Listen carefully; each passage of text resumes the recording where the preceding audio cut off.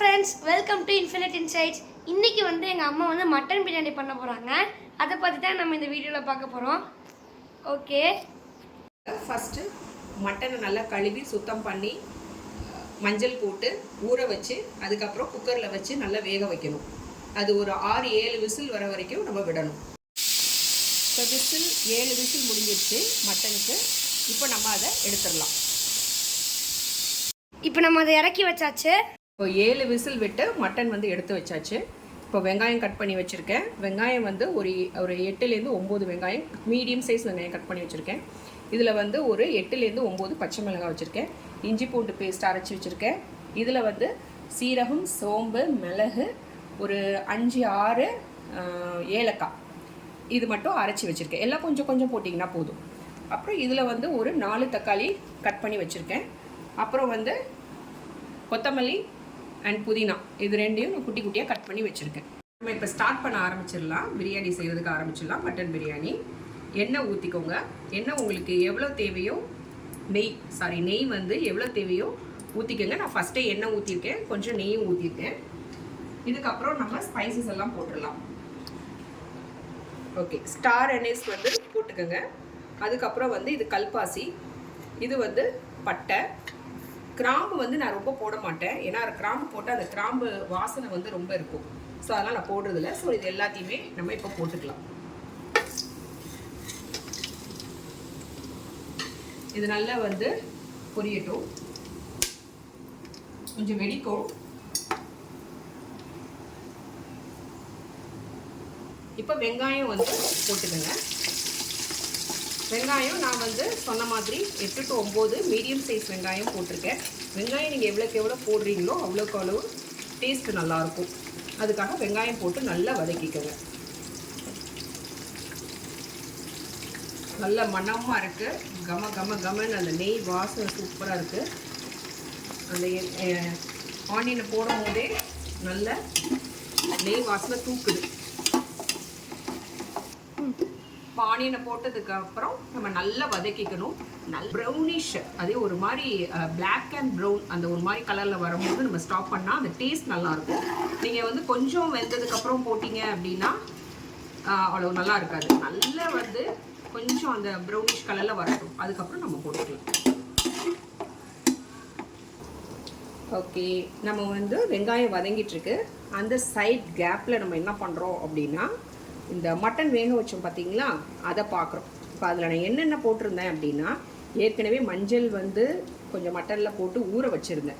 So அதை அப்படியே போட்டுட்டு அதில் mutton masala and chilli powder, so இஞ்சி பூண்டு பேஸ்ட்டு, உப்பு இது மட்டும் போட்டு நான் நல்லா மட்டனை முதல்ல சொன்ன மாதிரி ஒரு 6-7 விசில் நல்லா போட்டு வேக வச்சுருக்கேன். இப்போ நீங்கள் என்ன பண்ணுறீங்கன்னா, அந்த மட்டனை மட்டும் தனியாக எடுத்துக்கோங்க.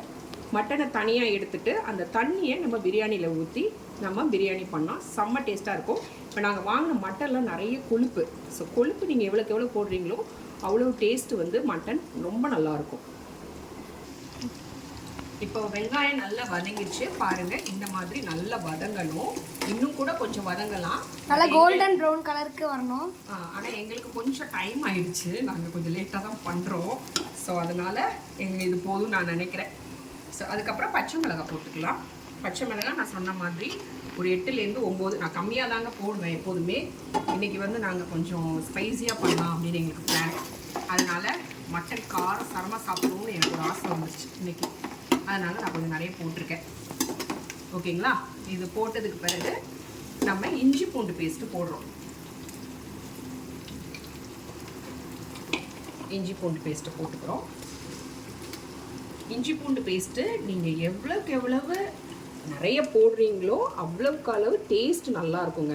அந்த இஞ்சி பூண்டு டேஸ்ட்டு அந்த எவ்வளோக்கு எவ்வளோ நம்ம போடுறோமோ அவ்வளோக்கு எவ்வளோ அந்த இஞ்சி பூண்டோட அந்த ஃப்ளேவரோடு சேர்ந்து அந்த பிரியாணி வாசம் தூக்கலை. இப்போ பாருங்களேன், நான் போட்ட உடனே அப்படியே வருது மூக்கில்.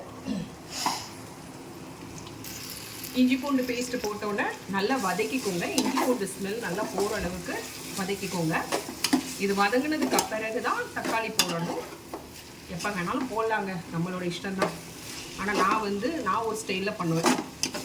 நான் இஞ்சி பூண்டு பேஸ்ட்டை போட்டதுக்கு பிறகு தக்காளி போடுவேன். அதுக்கப்புறம் வந்து நம்ம அரைச்சி வச்சுருப்போம் இல்லையா, நான் வந்து இந்த ஸ்பைசஸ், இந்த சீரகம், சோம்பு, ஏலக்காய், மிளகு கொஞ்சம் போட்டு பொடி பண்ணி வச்சுருக்கேன் இல்லைங்களா, அதையும் நான் போடுவேன். இஞ்சி பூண்டு வாசம் இப்போ நல்ல இதுவாகிடுச்சு. ஸோ இப்போ வந்து நம்ம அந்த பொடி பண்ணியிருக்கேன்னு சொன்னேன் இல்லைங்களா, அதை வந்து நான் இப்போ போடுறேன். இல்லை, இது இப்போ தான் போடணும்னு இல்லைங்க, எப்போ வேணாலும் நீங்கள் போடலாம், அது நம்ம விருப்பம்தான்.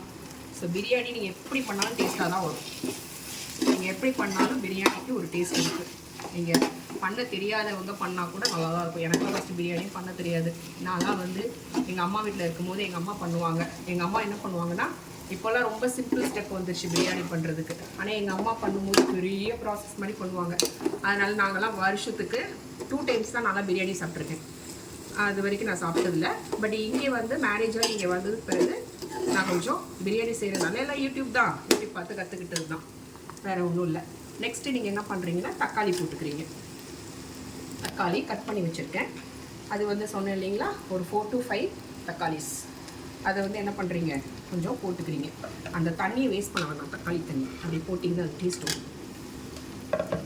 ஓகே, இப்போது தக்காளி போட்டு நல்லா வதங்கிடுச்சு. இப்போ கொத்தமல்லி அண்ட் புதினா, ஸோ இதை வந்து நல்லா கை நிறைய எடுத்து போடுங்க. அப்புறம் லாஸ்ட்டாக நான் தம் தான் போட போகிறேன்.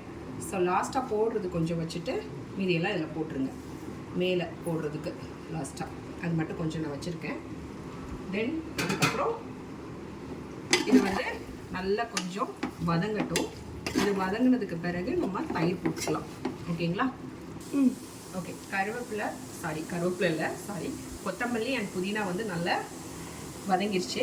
இப்போ பாருங்கள், கட்டி தயிர், நாங்கள் உர ஊற்றின தயிர் நல்லா வீட்டில். ஸோ நல்லா கட்டி தயிர் எடுத்து போடுங்க. இதில் சும்மா ஒரு 2 ஸ்பூன் போடுங்க போதும். அதுக்கப்புறம்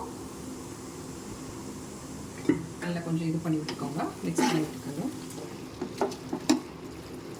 ஓகே, மிக்ஸ் பண்ணதுக்கு பிறகு என்ன பண்ணுங்க அப்படின்னா, கொஞ்சம் விட்டுட்டு தென் வந்து நம்ம மட்டன் மசாலா, நான் வந்து கடையில் தான் வாங்கியிருக்கேன் மட்டன் மசாலா.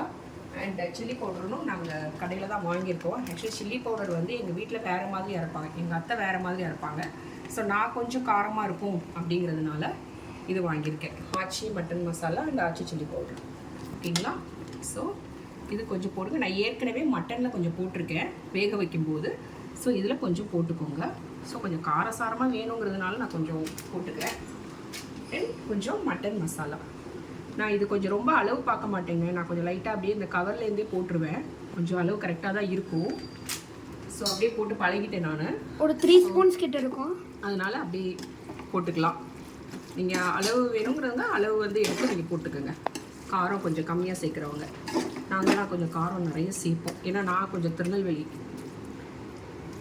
இப்போ நான் தயிர் போட்டு நல்லா வந்து வேக விட்டுட்டேன். இப்போ உப்பு வந்து தேவையான அளவு நீங்கள் போட்டுக்கோங்க. நான் வந்து என் கை அளவுக்கு நான் கல் உப்பு கொஞ்சம் போடுவேங்க, அது கரெக்டாக இருக்கும். ஒரு 2 டைம்ஸ் வந்து கரெக்டாக போடுவேன். ஆனால் இப்போ கொஞ்சம் கம்மியாக போட்டனால நான் 3 டைம்ஸ் போடுவேன். எனக்கு இது கரெக்டாக இருக்கும் என்னோடய அளவு, ஏன்னா எப்போவுமே நாங்கள் 1 kg சமைப்போம், கரெக்டாக இருக்கும். தென் இது போட்டதுக்கப்புறம் நான் மட்டன் வந்து நல்லா ஆட் பண்ணிக்கிறேன். இதில் ஆட் பண்ணிவிட்டு கொஞ்சம் நேரம், ஏற்கனவே இது வெந்துருச்சு, நல்லா கொஞ்சம் நேரம் வேக விட்டுக்கோங்க. ஓகே, நான் வந்து 1 kg ரைஸ்க்கு வந்து 1/2 kg மட்டன் எடுத்திருக்கேன். ஓகே, மட்டன் நல்லா வந்து ஏற்கனவே வெந்துருச்சு. ஸோ இந்த மிக்ஸில் வந்து ஃபுல்லாக அது வந்து நல்லா மட்டன் வந்து கலந்துருச்சு. ஸோ இப்போ வந்து நான் தண்ணி ஊற்றுறேன். ஆக்சுவலி வந்து நான் வந்து இந்த டம்ளருக்கு 1 டம்ளர் அரிசி எடுத்துருந்தேன், அது மீன்ஸ் 4 டம்ளர் அரிசி எடுத்துருந்தேன். ஸோ இது 1 டம்ளருக்கு வந்து நீங்கள் 1.5 டம்ளர் தண்ணி ஊற்றணும். நான் சொன்னேன் இல்லைங்களா, மட்டன் வேக வச்ச தண்ணி நான் ஊற்றுறேன். ஸோ மட்டன் வேக வச்ச தண்ணி எனக்கு வந்து 3 டம்ளர் இருந்தது அந்த டம்ளருக்கு. ஸோ அதை நான் ஃபஸ்ட்டு ஊற்றிக்கிறேன். எப்படி கொழுப்பு பார்த்தீங்களா, தண்ணி நல்லா இதுவாக இருக்குது. அடுத்த 3 டம்ளர், அது 3 டம்ளர் மட்டன் தண்ணி, இது 3 டம்ளர் நார்மல் தண்ணி, நார்மல் வாட்டர் ஊற்றுறேன். ஸோ ஊற்றிட்டு நல்லா இதை கொதிக்க விடுங்க. நல்லா கொதி வந்ததுக்கு பிறகு நான் வந்து மூடி வச்சுருவேன். அதுக்கப்புறம் தம் போடணும்.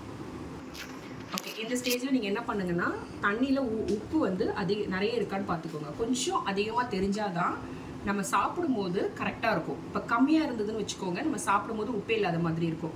இதில் தண்ணியில் கொஞ்சம் அதிகமாக நம்மளுக்கு தெரியணும். அப்போ தான் வந்து கரெக்டாக இருக்கா அப்படின்னு தெரியும் நமக்கு. ஓகே, எனக்கு வந்து கரெக்டாக இருக்குது. இப்போ வந்து இது வந்து நல்லா கொதிச்சதுக்கு பிறகு தான் நம்ம என்ன பண்ணணும் அப்படின்னா அரிசியை போடணும். அரிசி வந்து நான் கழுவி ஊற வச்சுருக்கேன், அது நான் அப்புறமா காட்டுறேன். ஓகே, இங்கே பாருங்கள், அது கொதி வந்துருச்சு. ஸோ இது வந்ததுக்கு பிறகு நம்ம அரிசி போடணும்.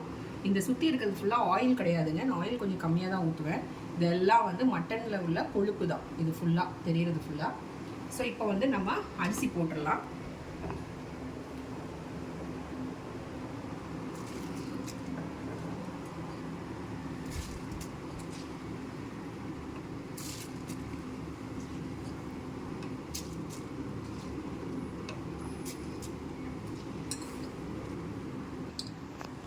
ஓகே, இது வந்து 1 kg. நான் சொன்னேன் இல்லைங்களா, ஆரம்பத்துலேயே சொன்னேன் இல்லைங்களா, 1 kgக்கு நான் வந்து 1/2 kg மட்டன் போட்டிருக்கேன். அந்த டம்ளருக்கு நான் 4 டம்ளர் எடுத்திருக்கேன். இதுக்கப்புறம் நான் வந்து க்ளோஸ் பண்ணி வச்சிடணும். க்ளோஸ் பண்ணி இந்த அரிசி போட்டு நல்ல ஒரு கிளறி நீங்கள் வந்து க்ளோஸ் பண்ணி வச்சுருங்க. அதுக்கப்புறம் அரிசியும் அந்த தண்ணியும் வந்து சேமாக வரணும். சேமாக வர வரைக்கும் வெயிட் பண்ணணும். அது வந்ததுக்கு பிறகு தான் நீங்கள் தம்மில் போடணும். நல்லா சிம்மில் வச்சு தம்மில் போடணும். அது உங்களுக்கு நான் வந்து வந்ததுக்கு பிறகு நான் உங்களுக்கு காட்டுறேன் அப்படின்னு சொல்லிட்டு. அரிசி போட்டுட்டேன். இது ஒரு கிளறி நீங்கள் என்ன பண்ணணும் அப்படின்னா ஒரு கிளறிடுங்க. கிளறிட்டு ஓகே, கரண்டியில் உள்ளதை எடுத்துருங்க. எடுத்துட்டு ஒரு மூடி போட்டு மூடி வச்சுருங்க. இது வந்து அரிசியும் தண்ணியும் சேமாக வர வரைக்கும் வெயிட் பண்ணுங்கள். நடுவில் கொஞ்சம் எழுந்திரிச்சு கிளறி நடுவில் நீங்கள் வந்து கொஞ்சம் எடுத்து கிளறி விடணும். அரிசியும் தண்ணியும் ஒரே சமமாக வந்துருச்சு. இப்போ என்ன பண்ணணும் அப்படின்னா, நான் நடுவில் ஒரு தடவை கிளறி விட்டேன். அதே மாதிரி என்ன பண்ணுங்கன்னா நீங்களும் இது வந்து செகண்ட் டைம் இப்போ வந்து நான் கிளறி விடுறேன். இது வந்துருச்சு ரெண்டும் சமமாக. இப்போ நம்ம என்ன பண்ணுறோம்னா தம் போடணும். ஓகே, நான் வந்து சிம்மில் போட்டுட்டு அடுப்பை சிம்மில் போட்டுட்டு தோசைக்கல் வச்சுருக்கேன். இப்போ வந்து பிரியாணியை வந்து இது சட்டியை வந்து இது மேலே வச்சுருங்க. இது மேலே வச்சுட்டு ஒரு தட்டு போட்டு க்ளோஸ் பண்ணிடுங்க. இதுக்கு மேலே ஒரு கனமான பொருள் தான் வைக்கணும். இல்லைன்னா நீங்கள் வெந்நீர் கூட வைக்கலாம். இல்லை ஆஃப் பண்ணிட்டு வெந்நீர் கூட வைக்கலாம். நான் வந்து எங்கள் வீட்டில் யூஸ் பண்ணுற அதாவது கிரைண்டர் கல் வச்சுருக்கேன். ஓகே, இது வந்து என்னென்னா ஒரு 15 to 20 minutes இருக்கணும்.